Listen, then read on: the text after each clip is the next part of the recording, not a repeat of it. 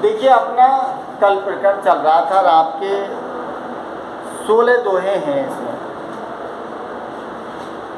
पदभाग कविता या दोहे के रूप में जो लिखा है इसमें 16 हैं और 16 में से अपने कल अपन ने पढ़ाए थे 4 दोहे आपके रह गए थे। लेकिन किसी दोहे में कोई बात समझ नहीं आई हो, आपके पास कुछ हो तो मैं आप पूछ सकते हो, उसको मैं दोबारा से रिपीट कर दूं। लेकिन आप कहें कि नहीं साहब पूरे पाठ को करो तो ये असंभव है, क्योंकि वैसे ही सिलेबस में बदलाव होने के कारण काफ़ी वो है, अपन को समय नहीं मिल पाया है। तो पाठ कंप्लीट हो चुका है, 3-4 दोहे हैं आपको जिनको मैं आगे आपको बता दूंगा। तो देखिए इसकी पूरी कहानी क्या है ये मैं आपको ऑलरेडी बता चुका हूँ। पूरी समझ आ गई ना कि ढोला कौन था, नल कौन था, पुंगल पिंगल जो है क्या थे, मारू कौन थी, ढोला कौन थी, कैसे उनकी शादी विवाह किस स्थिति में हुई, ये सारी चीज़ कहानी पूरी एबीसीडी में आपको बता चुका हूँ। तो जो ढोला मारूरा दुआ लिखा है वो कवि कल्लोल के द्वारा लिखा गया है और इसमें जो कुछ दोहे और चौपाइयों को समय समय पर संकलित किया गया है वो किसने किया है? कवि कुशललाभ, जो जैन कवि थे। ध्यान रखना, कहीं कहीं इस काव्य रचना को जब पढ़ते हैं ना तो कहीं कहीं कुशललाभ के लेखक कवि के रूप में मिलता है, लेकिन कवि कल्लोल ने 1473 में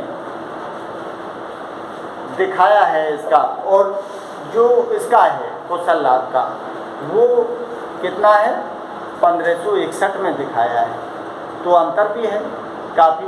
तो इसका मतलब है कि इसका जो कवि है वो तो कवि कल्लोल ही है, लेकिन बीच बीच में संकलित करने का काम जो दोहा है, जो चौपाई है उन्होंने लिखे हैं, तो वो कुशललाभ ने लिखे हैं। तो कभी कभार दोनों का ही नाम पूछ लिया जाता है। तो आप जैसे व्याख्या लिखते हो तो पहले कवि कल्लोल लिखना, कोष्ठक में भलाई आप कुशललाभ लिख सकते हो, क्योंकि उनका सहयोग है इसमें रचने। तो देखिए लास्ट में दोहा जो अपन ने छोड़ा था उसको मैं रिपीट कर देता हूँ, क्योंकि जब तक पीछे से अपन नहीं चलते हैं तो आगे की कड़ी का जो सामंजस्य है ना वो नहीं बैठ पाता है। तो देखिए अपन जब पढ़ रहे थे तो पावस ऋतु की बात हो रही थी, और पावस ऋतु में प्रकृति प्रवेश का नज़रिया कैसा होता है उस चीज़ का। दूसरी बात, प्रकृति प्रवेश का प्रभाव जो था वो किसके ऊपर? मारू के ऊपर किस तरह से ग्रह वियोग से व्याकुल हो रही थी, क्योंकि पावस ऋतु में सारे लोग अपने घर आ गए हैं, लेकिन मेरा प्रियतम ढोला है जो वो घर लौट के नहीं आया है, या फिर नरवरगढ़ से मुझे लेने नहीं आया है, ये बात हुई थी। तो पावस ऋतु के होने से जैसे कल कहा था, अरे भाई राजा भी खुश है, प्रजा भी खुश है, बड़े बड़े बुद्धिजन गणजन वो भी खुश हैं और पंडित लोग भी खुश हैं, लेकिन मारू खुश नहीं है। मारू खुश क्यों नहीं है? अरे जिसकी ज़रूरत है, अर्थात मुझे मेरे ढोल की ज़रूरत है, वो मुझे लेने नहीं आया तो मैं खुश नहीं हूँ। क्यों? क्या दिया था लास्ट में कि बूढ़े तो पर बरसात, कि मेरे आंखों से, क्योंकि मारू की आंखों से लगातार बरसात की तरह आंखों से झरने बह रहे हैं, अर्थात ग्रह वियोग से व्याकुल है मारू, जो खुश नहीं है पावस ऋतु में। और पावस ऋतु होने के कारण क्या दिया था? जल थल थल जल। इसका मतलब कि पूरी पृथ्वी पर पानी ही पानी हो गया। ऐसी स्थिति में क्या बोलते हैं? मोर, किंगार, झिंगुर और जो क्या बोलते हैं, और जो तो मोर किंगार बोल रहे हैं क्योंकि पृथ्वी पर पानी पानी हो गया है, और इसलिए सावन दूबर है सखी से कहती है कि सावन में मेरा जीना दूबर हो गया है, क्योंकि सावन बगैर ढोला के अच्छा नहीं लगता है, इसलिए उसका जीवन दूबर हो गया। कहीं मुझ प्राण आधार, क्योंकि मेरे जो प्राण आधार है, मेरे जो पति प्रियतम है ढोला है ना, वो नहीं आया है।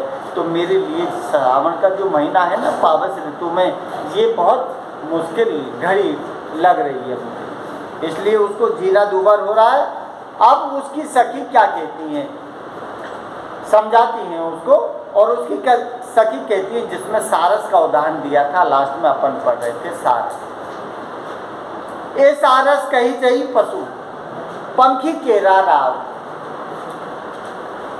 कि सारस सखी कहती हैं कि हे सखी वो मारू, कि हमारी बात सुन समझ, क्या कि पशु पंखी, अरे जो सारस है ना वो तो पशु है, पक्षी है, तू पशु पक्षी की होड़ मत कर। क्या दिया है, ये सारस कही जाए, कि सारस जो कहती है ना तू, तो सारस की तुलना तेरे से मत कर तू, क्योंकि तू तो आदमी है और सारस एक पक्षी है। क्यों, अब तुलना क्यों की है मारू ने? मारू ने तुलना इसलिए की है क्योंकि सारस जोड़े में रहती है, और जोड़ा उसका बिछड़ जाए तो सारस क्रौं क्रौं करके अपने प्राणों को त्याग देती है, जोड़ा बिछड़ने पर। तो यहाँ भी तो मारू का जोड़ा बिछड़ा हुआ है, समझ रहे हो? जो उसका ढोला है वो नहीं है, उसका जो बिछड़ा हुआ है, इसीलिए उसने सारस से तुलना की है। लेकिन उसको सखी समझाती हैं इस बात को कि ये सारस कहूँ कहीं जस पशु, कि हे मारू तू सारस से अपनी तुलना मत कर, क्योंकि वो तो पशु है, पंखी केरा राव, और वो पशु के समान पक्षी भी है। क्योंकि तू पशु नहीं है, तू न तो पक्षी है न पशु है, पशु सारस है, जिससे तुलना तेरी मत कर केरा राव। तू तो क्या है, रानी है, राजा की रानी है, राव राजा के लिए संकेत है। ऊवे बोला सर ऊप रही था केंदी अनुराग, ऊवे बोला सर ऊप रही, ऊवे बोला, ऊवे बोले का मतलब कि जो पक्षी है ना सारस, ऊवे बोला, ऊवे का मतलब होता है मतलब ठाड़े होना, पर वैसे पक्षी सारस ऊंचा होता है। तो जो सारस पक्षी है ना वो अपनी जो प्रियतम है उसके लिए बहुत जोर जोर से बोलता है, पुकारता है उसको। था कींदी अनुराय, था कींदी, था मीन्स किसके लिए है, मारू के लिए, कींदी अनुराय, कि तू उसका अनुराय का मतलब है अनुसरण अनुगमन, कि जो पक्षी है जो सारस है उसका अनुगमन मत कर, सारस जैसे पुकारता है ऐसे तू मत पुकार, क्योंकि तू सारस नहीं है, तू पशु भी नहीं है, तू पक्षी भी नहीं है, तू तो क्या है, केरा राव, तू तो ढोला राजा की जो है ना, नरवरगढ़ का राजा ढोला है ना, उसकी रानी है। समझाती हैं उसको, किसको, मारू को, उसकी सखी। अब देखिए अगला क्या दिया है। अब देखिए ऐसी स्थिति में जो नायिका होती है, नायिका के मन में अनेक तरह के प्रश्न कौनते हैं, और वो ये कहती है कि मैं दूल्हा से मिलना चाहती हूँ, समझ लो, लेकिन नहीं मिल पाती हूँ, क्योंकि नरवरगढ़ जो कहाँ है, एमपी में है, और पुंगल कहाँ है, राजस्थान बीकानेर में है, तो दूरी बहुत है। अगर मैं जाऊँ भी तो मिलना कैसे जाऊँ, और फिर जाऊँ भी तो आपने सुन रखा है कि औरत के लिए झाड़ झाड़ लागू है, ये तो आपने सुन रखा है, ग्रामीण परिवेश के हैं, तो औरत बेचारी जाए भी कहाँ, पद पद पर परेशानी है, झाड़ का मतलब। तो जैसे उसने दिया है कि क्या कहती है मारवाणी, आडा आडा डूंगर, इसका मतलब वो जाने की सोच रही है, तो आडा डूंगर इसका मतलब रास्ते में बहुत सारे मालवा से लेके बीकानेर तक दुर्गम पहाड़ी पड़ेंगे, नदी नाले पड़ेंगे, हैं, तो दुर्गम घने जंगल भी पड़ेंगे।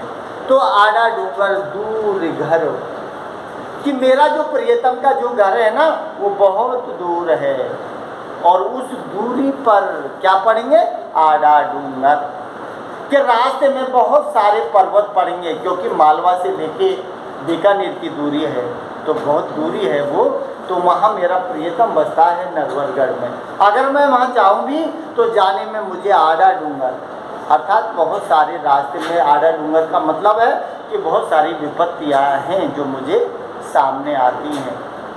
दूर घर, और मेरा प्रियतम का बहुत दूर घर है जो एमपी मध्य प्रदेश में नरवरगढ़ है। वणई न जाने भक्त, वणई न जाने भक्त। अब बताओ क्या दिया है कि वणई न जाने भक्त। भक्त का मतलब है कि भांति भांति प्रकार के, वणई, वणई मीन्स जंगल, आगा डूंगर और भांत भांत प्रकार के जंगल मिलेंगे जिनमें मेरा जाना मुश्किल है।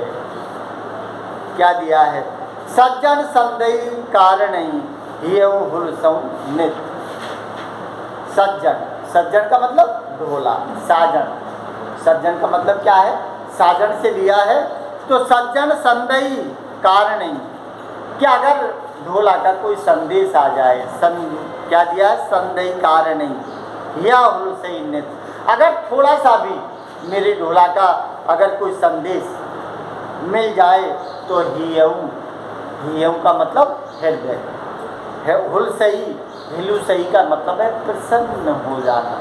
कि अगर मेरे ढोले का कोई मतलब संदेश आ जाए, मुझे मिल जाए, तो मेरे साजन के लिए मेरा हृदय है ना वो हुलस जाए, अर्थात प्रसन्न चित हो जाए। या फिर मैं संदेश क्या दिया है? हुलसई नित, कि मैं मेरे जो प्रियतम है उस प्रियतम को डेली कोई संदेश भेज सकूं। अरे जाना तो आड़ा डूंगर है और जंगल वन घना है तो मैं नहीं जा सकती, लेकिन मेरे साजन के लिए मैं संदेश तो भेज सकती हूँ, लेकिन वो संदेश को ले जाने वाला भी तो कोई हो। क्या दिया है? संदेह कारण ही है कि मेरे हृदय में आती है कि मैं ढोला के लिए संदेश भेजूँ, ढोला मेरे लिए संदेश भेजे, लेकिन न तो मैं भेज पाती हूँ और न वो भेज पाते हैं। भेजे हैं मारू में संदेश ढांडियों के माध्यम से, लेकिन या तो ढांडियों को मरवा दिया जाता है मालवणी के द्वारा और उनके संदेशों को फाड़ दिया जाता है, तो वो ढोला तक उसकी खबर भी नहीं पहुंच पाती है। तो विरह वियोग से अपनी दुख व्यथा को कह रही है। अब क्या कहती है आगा कि आना डूंगर बन घना, इसका मतलब वही रास्ते वाली दिक्कत बता रही है कि आड़ा डूंगर बन घना। अरे भाई रास्ते में मालवा से लेके बीकानेर तक क्या है? क्या दिया है? आड़ा डूंगर दिया है। रास्ते में परेशानी दिखाई है, वन घना और जंगल भी घने घने दिखाए हैं। खरा प्यारा मित्र, और वहाँ क्या दिया है? खरा प्यारा मित्र, खरा प्यारा, प्यारा का मतलब है प्यारा, कि मेरा जो मित्र जैसा पति है ना वो कहाँ बसता है? आड़ा डूंगर, घर बना के पहली साइड बसता है, उन्नी साइड नहीं है। तो मैं जा भी नहीं सकती माँ, क्यों? क्या दिया है? खरा प्यारा मित्र, कि मेरा जो खरा प्यारा जो मित्र है, मित्र के समान जो ढोला है ना, और उसके जो जितने भी मित्र हैं जो भी हैं वो सारे उस पार बसते हैं। मैं संदेश भेजूँ, उससे मिलूँ तो मैं कैसे मिलूँ? अपनी विरह पीड़ा को दिखा रही है मारू, और क्या कहती है? देह विदाता पंखड़ी। अब मारू ये कहती है कि हे विदाता, कि अगर मुझे मारू की जगह कोई पक्षी बनाया होता। क्या दिया है? देह विदाता, कि हे विदाता तूने मुझे जो देह दिए ना, ये देह गलत दे दी, क्योंकि मैं आदमी हूँ और आदमी एक औरत के लिए इतनी दूर जाना बहुत परेशानी है। तो क्या दिया है? देह विदाता पंखड़ी, कि हे विदाता मैं तुमसे विनती करती हूँ कि तू मेरे पंख लगा दे। पंख लगा दे इसका मतलब है पक्षी। क्यों? पक्षी को कोई देश पर आया नहीं होता, न किराया लगता है न भाड़ा लगता है। अपन तो जाएंगे तो बहुत सारी दिक्कत है, कोई ट्रेन पकड़ेगा, कोई बस पकड़ेगा, कोई हवाई जहाज से जाएगा है, लेकिन जब पंखी लग जाएंगे तो कोई ज़रूरत नहीं है, फिर तो हलाए पंख चलो, नरवरगढ़ चलना है कि पुंगल चलना है, कहाँ चलना है? तो क्या दिया है कि देह विदाता पंखड़ी, कि हे विदाता मैं तुमसे अनुरोध करती हूँ कि मेरे पंख लगा दे। क्या दिया है? मिल मिल आऊँ नित्य, कि जिससे मैं मेरे ढोला से रोजाना मिलकर आ सकूं।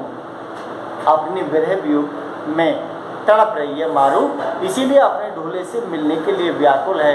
इसीलिए विधाता से वो अपनी पंख लगाने की विनती करती है कि हे विधाता, कि देह विधाता पंखड़ी, कि हे विधाता मेरे शरीर में पंख लगा दे, मिलमिलाऊं नित्य, जिससे मैं शाम होते ही नरवरगढ़ पहुंच जाऊं और सुबह भोर हो उससे पहले लौटकर मैं कुंगला जाऊं, जिससे किसी को पता भी नहीं लगे कि मारू घर है या ढोला के पास है। इस तरह से उसने अपने विरह वियोग की बहुत अत्यधिक वेदना को दिखाया है। अब देखिए क्या दिया है, सेकंड लास्ट है आपका, डांडी एक संदेश डो। अब शब्द आया है डांडी, जो मैं कह रहा था आपसे कई बार, डांडी। तो डांडी कौन होते थे? जो राजा महाराजा जिनको संदेश बनाकर लिख कर चिट्ठी पत्री और उनको भेजते थे, उनको डांडी के नाम से जाना गया है।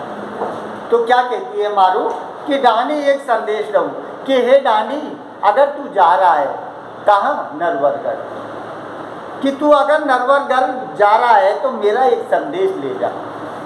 क्या दिया है? डांडी एक संदेश दो, कि हे डांडी कि तू मेरा एक संदेश ले जा। क्या दिया है? प्रीतम कहिया जाए, और प्रीतम के पास जाकर तू कह देना मेरा एक संदेश है। और संदेश क्या है? संदेश तो वही है, जब उसने स्वप्न में देखा है ढोला को, तो उसने संदेश भेजे ही कि मैं आपकी मारू अब युवावस्था में आ चुकी हूँ और आप आएँ और मेरा गौना करके आप आपके नरवर ले जाएं। संदेश ये देना चाहती है वो। तो क्या दिया है कि डांडी एक संदेश लो, कि हे डांडी मेरा एक संदेश पहुंचा देना, प्रीतम कहिया जाए, कि प्रीतम के पास जाकर तू ये कह देना। क्या कह देना? साधन बलिया कुइल वही। साधन, साधन का मतलब है तुम्हारी धन, धन माने है मारू। साधन बलि कुइला वही, कि साधन धन अर्थात तुम्हारी मारू जलकर कोयला हो गई। किसमें? विरह वियोग में। वैसे जली नहीं, लेकिन उसने दिया है, जली गई तो जब ठोके लकड़ियाँ दे दें, जब मरी नहीं, लेकिन वो विरह वियोग से जलना भी कम नहीं है, क्योंकि विरह वियोग में जल रही है तो जली है। अगर विरह वियोग होगा, जलेगी तो कोयला होगी। तो क्या दिया? साधन बल कोयला वही, कि है ढोला कि तेरी जो मारू है ना वो जलकर कोयला हो गई है। भस्म डडो लसियाए, अब तू जब आएगा मुझे लेने के लिए तो तेरी जिंदा मारू नहीं मिलेगा, अर्थात उसका शरीर नहीं मिलेगा। क्या दिया है? भस्म डडो लसियाए, कि तुझे अब मारू की क्या मिलेगी? भस्म, राख ही मिलेगी अगर तू आया तो। अगर टाइम से आया तो मैं जिंदी हूँ, बाद में आएगा तो मैं तो विरह वियोग से जलकर कोयला हो चुकी हूँ। तो ढूंढने के लिए आपको क्या मिलेगी? भस्म, अर्थात मेरी राख ही मिलेगी। और राख मिलेगी तो ढोला राख में से फूल न ले जाइए और गंगा जी विसर्जित कर दीजिए, और क्या करेगा? है यही होता है। तो लास्ट में क्या दिया है? लास्ट पद है आपका, डाड़ी जे साहिब मिले, कि हे डाड़ी, हे संदेशवाहक, तुझे मेरे जो साहिब मिले। साहिब, साहिब कौन है? ढोला। कि डाड़ी जे साहिब मिले, कि हे संदेशवाहक तुझे मेरा अगर कोई ढोला मिलता है, यूँ दाख दिया जाए।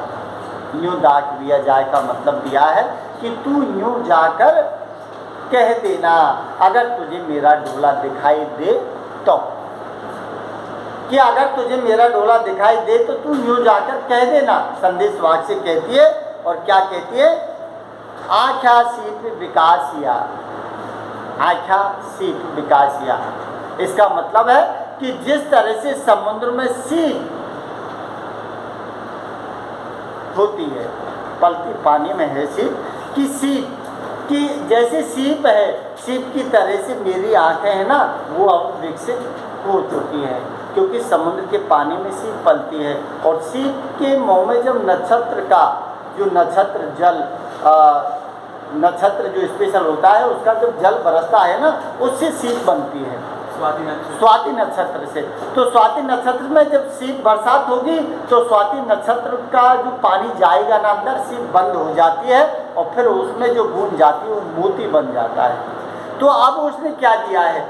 तो यहाँ अपनी आंखों को सीप बताया है, रूपक अलंकार सीप बताया है कि आख्या सीप विकासिया, कि जिस तरह से समुद्र के अंदर पली हुई सीप है ना, उसके अंदर मोती पलता है, विकसित होता है, ऐसे ही आंख सीप विकासिया कि हे डोला, मेरे आंख रूपी जो सीप है ना, उसके अंदर का मोती है वो भी विकसित हो चुका है।